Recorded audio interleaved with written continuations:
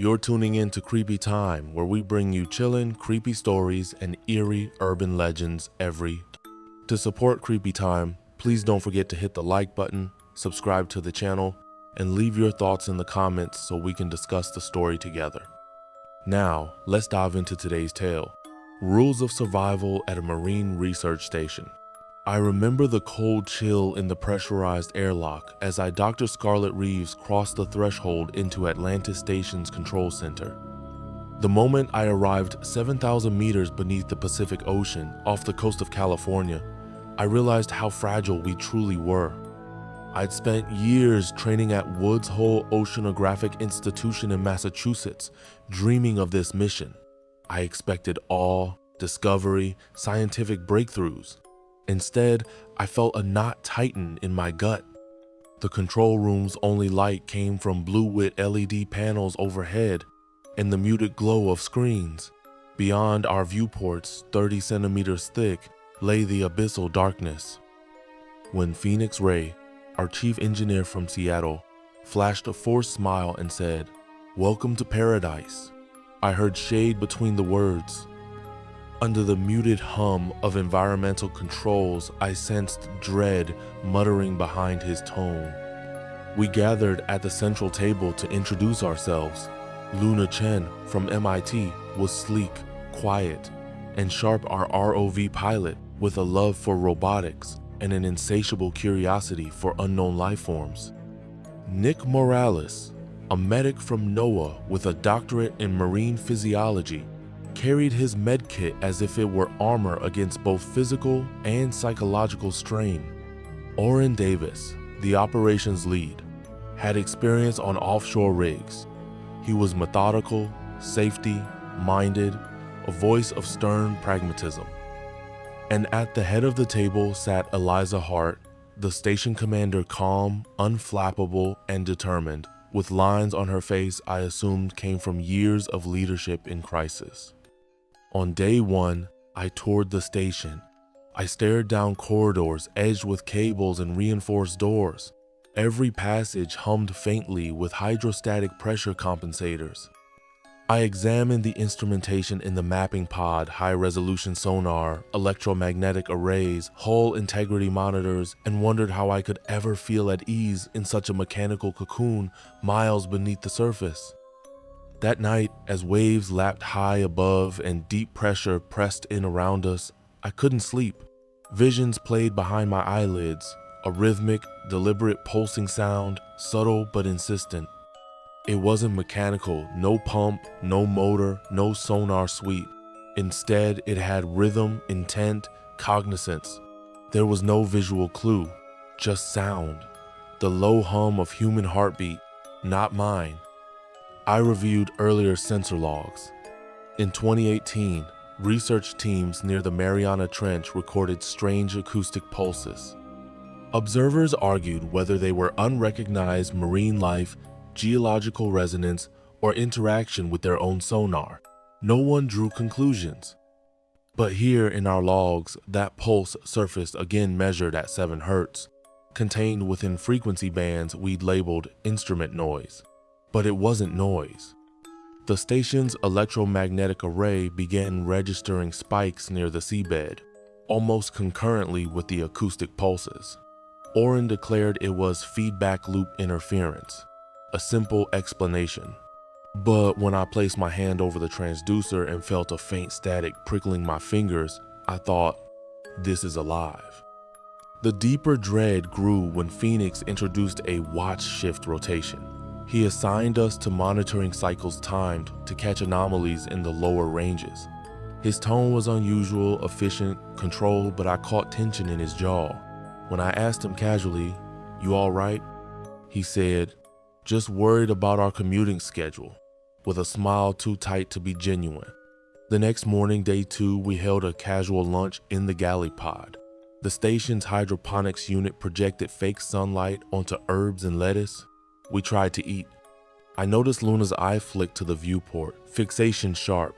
Nick hummed a tune absent-mindedly, a habit he said helped manage his nerves, and Oren quietly discussed redundancy protocols. Eliza read mission logs. I poured water and realized We were trying to maintain normality in the pressure cooker of the abyss. Later that day, I sat at my analysis station, headphones on, listening to playback of the previous night's logs. That pulsing sound repeated, time locked with a faint EM spike. Then, after a buffering lag, another pulse. I rewound, listened again.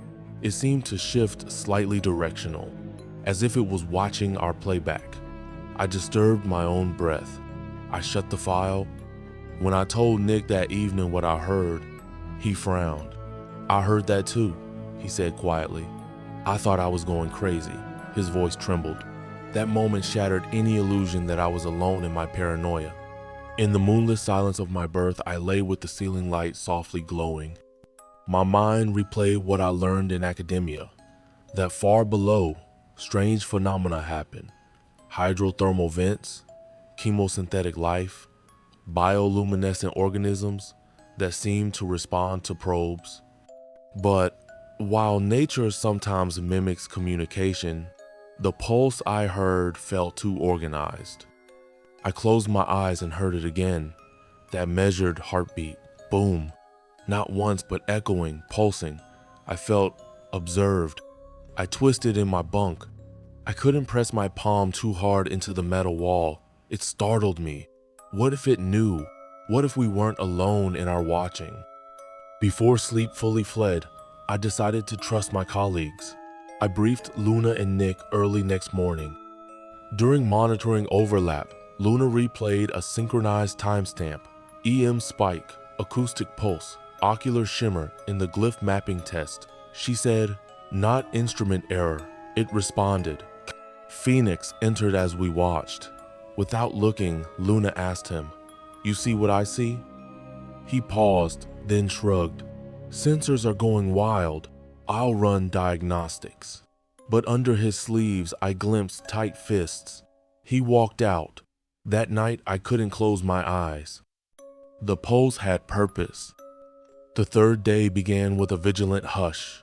Our crew gathered in the mapping pod. Luna at the controls, eyes glinting with anticipation. The ROV's lights pierced the silt-laden seabed. Then, slowly, circular stone columns emerged, half buried but perfectly carved, smooth like black marble. They stood like sentinels in the sand. Encircling each column was a ring of glyphs, geometric spirals fused with organic motifs, tendrils, fins, coils, everything marine and alien at once. As our floodlight swept across those glyphs, something surprising happened. They pulsed. A dull red light sparked along each stroke, then faded. Then again, the pattern resembled a heartbeat. When I watched, the glyphs seemed to intensify, as if perceiving the light itself. Luna tapped the screen. "Passive infrared? No. It matches our angle and motion. Something sensing us." Phoenix hovered behind her and frowned. He ran diagnostics. No sensors returning signal. Nothing triggers programmatically. But his shoulders tensed. I watched his eyes flick to the viewport frames, as if expecting something to emerge. I realized the glyphs were acting like mirrors. Not artifacts, interactive, responsive, and not randomly.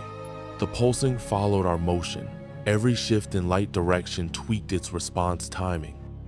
That evening, I glanced at deep-sea research articles during downtime. Explorers had documented glowing vent worms that shimmered when light washed, startled into emission. But this wasn't biological light, it was structural light. Ancient technology? Bioorganic symbiosis? I had no idea, but the sensation was electric. That night in my cabin, EEG data for the crew became my obsession. Our station's environmental panel logged subtle cognitive variations, offsetting emotional lobe activity in sync across our shift. Luna's heart rate slowed before the glyphs pulsed. Nick swallowed anxiously at the same moment as the ROV lights swept. Phoenix's pupils dilated in lockstep. At breakfast, the team seemed subdued. Luna stared at her coffee as though it might speak. Nick cradled his cup, pale. Orin verified machinery status as a ritual, elbows rigid on the table. Eliza quietly reviewed station logs. Silence stretched. I pursued Luna after breakfast and played the footage, the glyphs pulsing. The timeline below read EM spike at 3:47, glyph response at 3:48. Luna unmuted a cluster of audio channels, static then a microtone echo. She shivered. We thought we were alone. Later that afternoon, while I was checking seismic data, I heard laughter behind me. Phoenix, joking, teasing Nick about shared creepiness. So the sea gods are writing love notes with red lasers now. I couldn't help laughing at first. But then Nick said with hollow tone, "It's not a joke. They didn't come to attack. They came to warn us about something buried." He tapped his wrist, indicating the glyphs, something they kept locked up. We froze. I looked at Phoenix. He stared at Nick as if seeing a ghost. Luna's face drained. Then Eliza arrived. We waited, breath shallow, for her to respond. Instead, she set her hands on the conference table flat, deliberate, and said, "We'll investigate. Proceed with caution." That night, I lay awake replaying Nick's words, fear twisted behind my eyes. If the glyphs weren't hostile, but messengers, what were they pointing at? Something beneath? Something worse? I closed my eyes, expecting that pulse again. It came, but slower, more deliberate, as if it knew I was watching. I dialed into the sleep log and compared basal electromagnetic levels across crew nights. The pattern was undeniable. Glyph exposure predictably caused paired peaks in brainwave activity, especially in hippocampal regions associated with memory recall and emotional stimulus. The pattern synchronized across individuals' laughter, tears, confusion, and dread. It wasn't anxiety contagion. It was intrusion. The more I watched, the more I realized the glyph response was feeding back. The glyphs pulsing, our brainwaves reacting, and then more glyph movement, a closed loop, and we were explorers and test subjects. At the station's next planning session, Luna asked, "We've mapped 3 glyph circles now. They each pulse uniquely when we shine lights. Should we sample one?" Orin blinked. Phoenix shook his head. Eliza folded her notebook. She looked to me and asked, calm but firm, "What do you think?" I swallowed hard. "We map more but delay physical contact. I want more data." She nodded and the meeting adjourned. No one spoke for a long time after. In my cabin, I wrote notes, handwritten logs describing the glyphs, brainwave anomalies, and mental patterns. I speculated openly. If these glyphs are reactive, perhaps they encode a language or sensory thresholds, or perhaps they simply prove intelligence bound to the monolith. That's when I felt it again, a whisper in my mind, soft, "Watch the glyphs." My pulse accelerated. I blinked, and the glyphs shimmered in my mind. Did I imagine them? I stared at the viewport. Nothing moved in the abyss. Blackness, depth beyond knowing.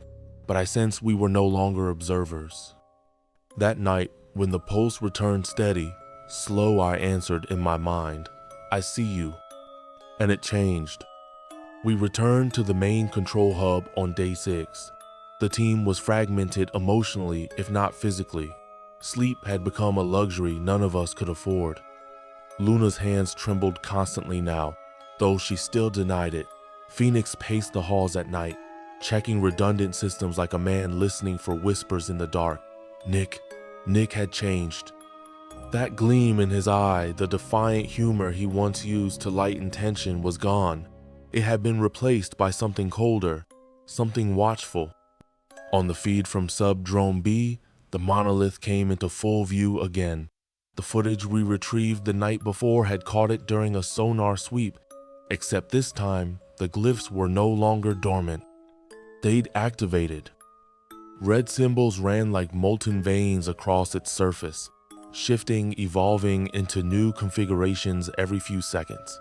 Like code, Phoenix muttered, "That's not erosion, it's adapting." We sat there paralyzed until Eliza's voice cut through the silence. "It's time to take a sample." The ROV's robotic arm extended slowly toward the outer crust of the structure. Everyone held their breath.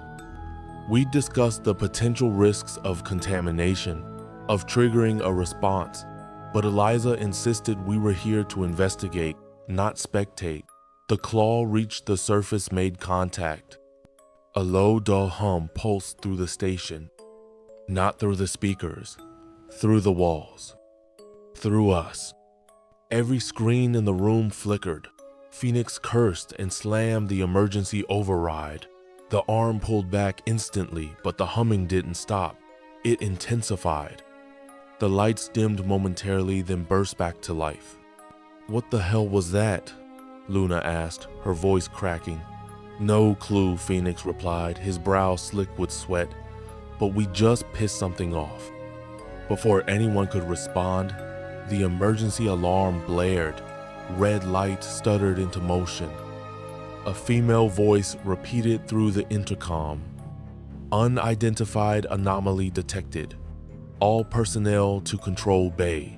Repeat, unidentified anomaly detected." We sprinted to the observation deck.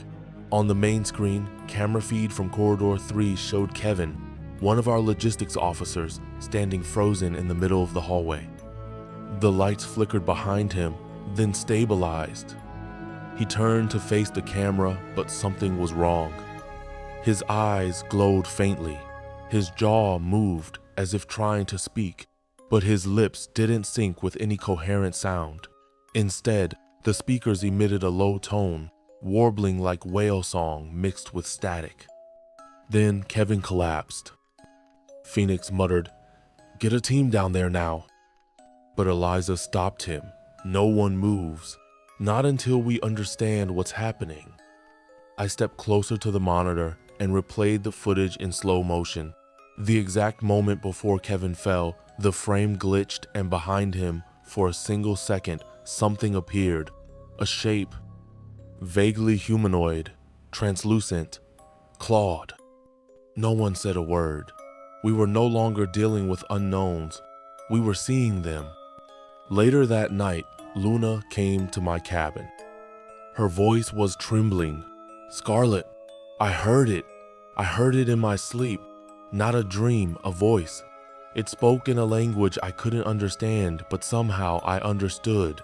Does that make sense?" I nodded. I heard it too. We weren't just seeing things now, we were connected to them. The monolith had opened a door, and our minds were now hallways for something vast and ancient to walk through. That same night, Phoenix snapped. He stormed into the main server room and started physically disconnecting backup systems. "It's in the feeds," he ranted. "It's in the sensors. It's in the light itself. We brought it inside."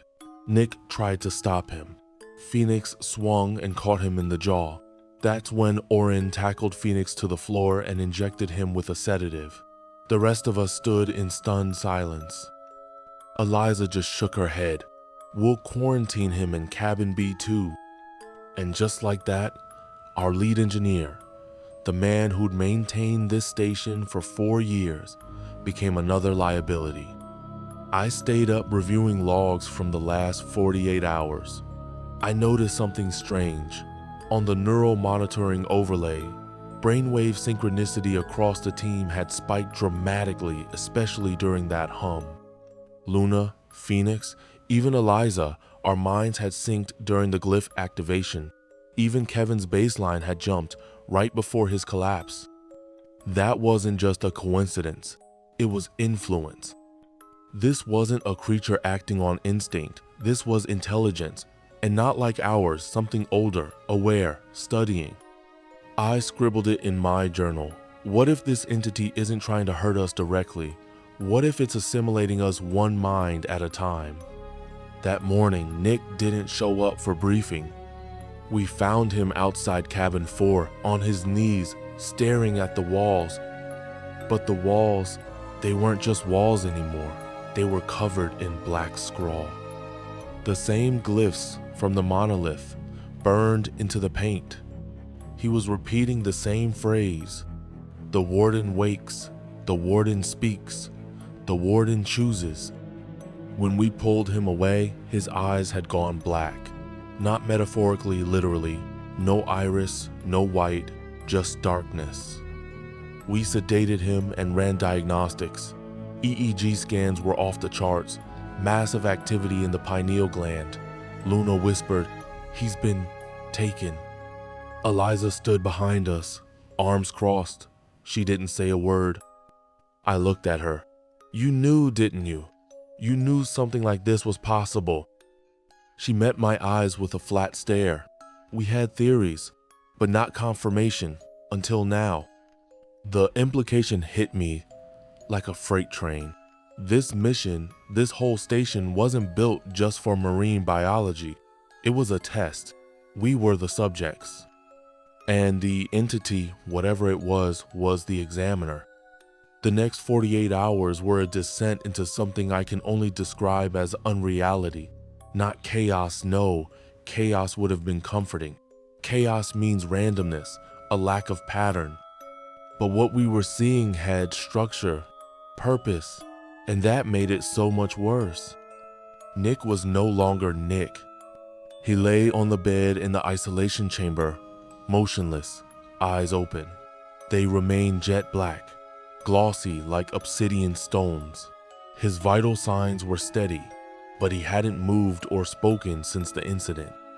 That phrase he'd repeated, "The warden wakes, the warden speaks, the warden chooses," was the last coherent thing that came out of his mouth. After that, silence. We reviewed footage of his last few hours on shift. He hadn't slept in nearly 3 days. Not because he didn't want to, but because something wouldn't let him. In one clip, he sat staring into the hydro monitor, whispering names we didn't recognize. Shaltoon, Kayamnara, Vern. They didn't even sound like language, more like frequencies shaped into syllables. Oren said quietly, "It's not possession, it's alignment." "What do you mean?" I asked. He rubbed his face, looking 20 years older. "I mean, he's not being puppeted. He's being tuned, like a radio receiver set to a different broadcast." Luna chimed in, arms folded tight over her chest. "How is that even possible? We're dealing with something that doesn't operate on biology as we understand it. The monolith isn't just stone, it's a conduit." He pulled up spectral analysis on the screen. "Look at this.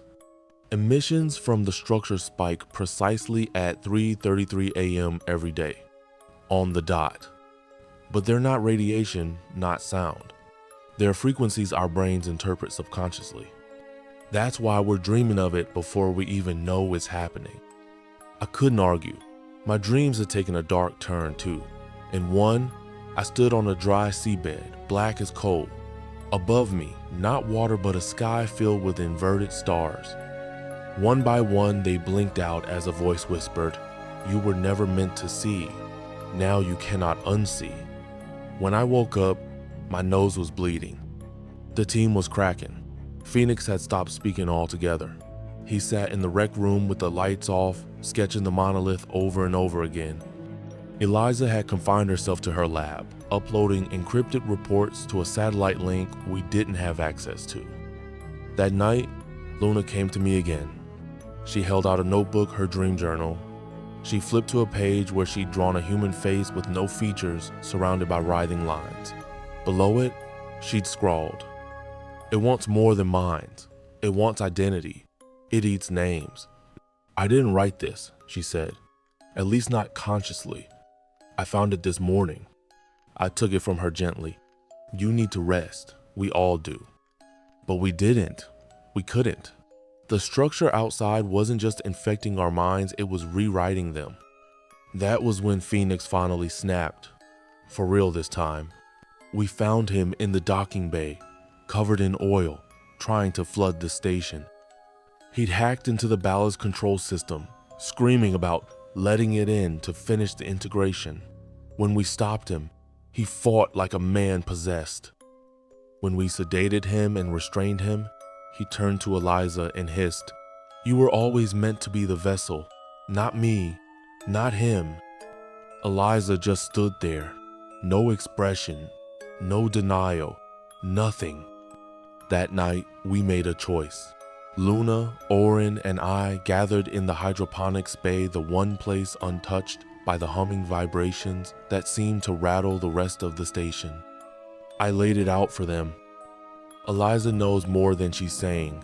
She knew about the emissions, the psychic influence. This wasn't a routine research mission. It was a goddamn experiment. "You think the company knew?" Luna asked. "I think they sent us here not to study the monolith, but to see if we could survive its contact." Oren shook his head. Number they wanted to use it for control. Think about it, if they could figure out how to weaponize something that can bend thought, influence behavior remotely. That's power on a scale no government could resist. "But they didn't expect the entity to push back," I said. "It's been contained for centuries, maybe longer. Our drilling disturbed it. It's awake now." We agreed on one thing: we needed answers, real answers, and that meant confronting Eliza. The next morning, Luna distracted the security cams while Oren and I broke into Eliza's lab. Inside, we found files labeled Project Warden. Most were encrypted, but a few fragments made our blood run cold. Subsurface entity designated as non-terrestrial, capable of localized cognitive synchronization, infection vector, neural symbolic resonance, subjective time distortion reported after extended proximity, recommended exposure less than 72 hours. There it was, confirmation. We weren't the first, and we were well past the 72-hour window. The final video log showed a former researcher, a woman named Dr. Aisha Moreno, screaming into the camera before her face distorted on screen not through emotion but through data corruption that shouldn't have affected analog video. Then she said the words that still haunt me: "It learns through us, becomes through us. You can't stop it, only deny it fuel. Don't let it know your name." We returned to the main corridor to find Eliza waiting for us. "You went into my lab," she said coldly. "We found the truth," Luna replied. "You lied to us." "I didn't lie. I omitted. For your own sanity." "That's not your decision to make," I said. She looked at me, tired. "You think I'm the enemy, but the real threat isn't the entity. It's the ones who sent us here." And then, as if on cue, every light in the corridor dimmed and a low, thunderous hum shook the floor beneath our feet. We were out of time. The hum deepened until it wasn't just a sound anymore, it was pressure, pushing against our skulls, squeezing behind our eyes, vibrating in our teeth. The station groaned as if the walls themselves were reacting. Lights flickered in sync with the monolith's pulse 1 second off, then back again, like a heartbeat, forcing our reality to breathe with it. Oren dropped to one knee. "It's pulling something," he gasped. "Not just us. Time, space, self." Luna leaned on the railing, white-knuckled. "It's coming in. Whatever it is, it's almost through." I turned to Eliza. "What did you do?" She didn't blink. "I completed the ritual." "What ritual?" "The glyphs aren't symbols, they're instructions, interfaces. I aligned them during the last sonar sweep. That's why the humming changed. That's why it's accelerating." "You brought it here?" "No," she said calmly. "It's always been here. I just gave it permission." I stared at her in disbelief. She had known. All this time. "You sacrificed them, Phoenix, Nick, the others. You let them fall." She shrugged slightly. "Not sacrificed. Offered. The warden needs minds to anchor itself, like scaffolding for a soul." Luna raised her voice. "And you offered it? Who gave you the right?" Eliza's eyes shimmered in the low light. For a moment, I could have sworn they turned dark like Nick's had. Not black, exactly. Not empty, but deep. full, like looking down a well and realizing something else was looking back. I was chosen long before I arrived, she said softly. That's when the station went dark. Power systems failed one by one, first lights, then ventilation, then artificial gravity. We floated midair as emergency battery lighting cast a red glow across the control deck. Screens rebooted to static. On every monitor, a single glyph glowed. The warden's eye, a spiral fused with a tear. Oren whispered, "It's using the station systems to finish the transmission." Luna floated beside me. "If it gets out..." "It won't," I said, voice flat. "We're shutting it down." I pulled myself toward the emergency comms panel. The server node in engineering still has autonomous power. We can reroute a manual overload, trigger a meltdown, fry the entire base. Eliza smirked. "You destroy yourself to stop it?" "Not just myself," I said. "You too." Her smile faded. Oren and Luna followed me to engineering. We moved fast, skimming along zero-G handrails as the humming grew louder, now a steady, unbearable pressure in the back of our skulls. My thoughts started blurring. Memories mixed together, childhood, voices from people I hadn't spoken to in decades, dreams I never remembered having until now. The warden was already in me. I focused, locked onto the override system, and yanked off the access panel. "Manual override needs 3 keys," I said. "One from me, one from Oren, one from Luna." Oren nodded. "I'm in." Luna hesitated. "What if we're wrong?" I looked at her, shaking. "Then we die, saving nothing. But if we're right, if we let this thing escape, there won't be anything left to save." She looked back at the main corridor where Eliza floated alone, silhouetted in the crimson glow of the glyph monitors. Then she turned and inserted her key. I turned mine. Oren did the same. The console buzzed. A countdown appeared. M-core overload. T-minus 300 seconds. We floated back, eyes locked on the central feed. The monolith was changing opening, almost. Not physically, but perceptually. The longer we stared, the more we saw depth inside its cities, shapes, faces. Not human, not cruel, just vast. We were looking at a god, or something pretending to be one. Eliza's voice came through the intercom. "You still don't understand. This was never about dominance. The warden doesn't want to enslave us, it wants to merge. You think fear is the only outcome, but what you call madness is just transformation. You're fighting to stay small." "Then I'll die small," I said. "You already did." Static consumed her voice. The station trembled.